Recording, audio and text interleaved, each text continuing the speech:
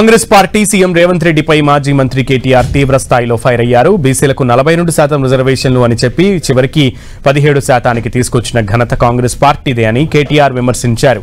5 లక్షల కోట్ల విలువైన ప్రభుత్వ భూములను హెచ్ఐఎల్టీపీ పేరుతో దోచుకోవడానికి ప్రయత్నిస్తోందని ఆరోపించారు.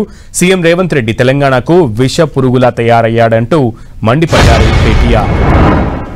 42% అని చెప్పి 160 కోట్లు ఖర్చు పెట్టి రాహుల్ గాంధీ శుభాషు ఇంతకంటే గొప్ప కార్యక్రమం లేదు అని రాహుల్ గాంధీ బీహార్లో డబ్బగొట్టి ఇచ్చేసిన 42% రిజర్వేషన్లని కాకమ్మ కథలు చెప్పి ఆఖరికి నిన్న పంచాయతీ ఎన్నికల నోటిఫికేషన్ ఇస్తే ఏం చేసిందల్లా ఇదివరకు కేసీఆర్ ప్రభుత్వంలో ఇచ్చిన 24% రిజర్వేషన్లను తగ్గించి 17% చేసింది. ఎక్కడ 42 చెప్పింది ఇచ్చిందేమో 17%.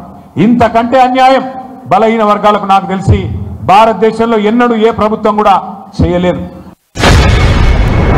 నేను చీరిచ్చినా చీర కట్టుకోండి కాంగ్రెస్ కోటేయండిరట అంటే నువ్వు కోటి మందిని కోటీశ్వరులు చేస్తా అన్నది మర్చిపోవాలి.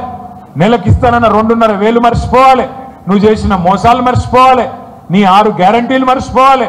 నువ్వు ఇచ్చిన చీర కట్టుకొని నీకు ఓటేయాలని చెప్పి సిగ్గు లేకుండా ముఖ్యమంత్రి మాట్లాడుతుంటే మరి మళ్ళొక్కసారి తడిగుడ్డతోని గొంతు కోసిన కాంగ్రెస్ కు బుద్ధి చెప్దామా లేదా బలహీన వర్గాల ఆడబిడ్డలు అన్నదమ్ముళ్ళు ఆలోచించాలని చెప్పి నేను కోరుతా ఉన్నా. కానీ ఒక్కటి మాత్రం గుర్తుపెట్టుకోండి ముఖ్యమంత్రి గారు, కాంగ్రెస్ నాయకులారా, ఈ ద్రోహం ఈ మోసం ఎల్లకాలం నడవది. కేసీఆర్ గారి పోరాట స్ఫూర్తితో కేసీఆర్ గారి నాయకత్వంలో నడిచిన మా విద్యార్థుల త్యాగ నిరతితో మా ఉద్యోగుల చూపెట్టిన బాటలో మా జర్నలిస్టులు చూపెట్టిన బాటలో మా తెలంగాణ న్యాయవాదులు ఆనాడు తెలంగాణ ఉద్యమంలో చూపెట్టిన బాటలో కలిసి మళ్ళీ ఒక్కసారి దీక్షా దివస్ స్ఫూర్తిగా కదం తొక్కుతాం. ఏ ఓరుగల్లునైతే నువ్వు అవమానిస్తున్నావో, ఏ ఓరుగల్లుకు ప్రతీకగా ఉన్న కాకతీయ కళాతోరణాన్ని ఇవాళ తెలంగాణ రాజముద్రలకెళ్ళి నువ్వు తీసేస్తున్నావో అదే ఓరుగల్లు నుంచే ప్రతిఘటన ప్రారంభమవుతుంది. తప్పకుండా కాంగ్రెస్ పార్టీకి గోరీ గట్టే దిశగా పోరాటం నడుస్తుందనే మాట కూడా నేను విజ్ఞప్తి చేస్తా ఉన్నాను. ఇవాళ రేవంత్ రెడ్డి ఆయన అత్త సొమ్ము ఆయన అయ్య సొమ్ము అన్నట్టు 5 లక్షల కోట్ల భూములు హైదరాబాద్ లో అమ్ముకొని వాళ్ళ సొంత పార్టీలకు వాళ్ళ అన్నదమ్ములకు ఇలా అమ్ముకునే ప్రయత్నం చేస్తా ఉన్నాడు.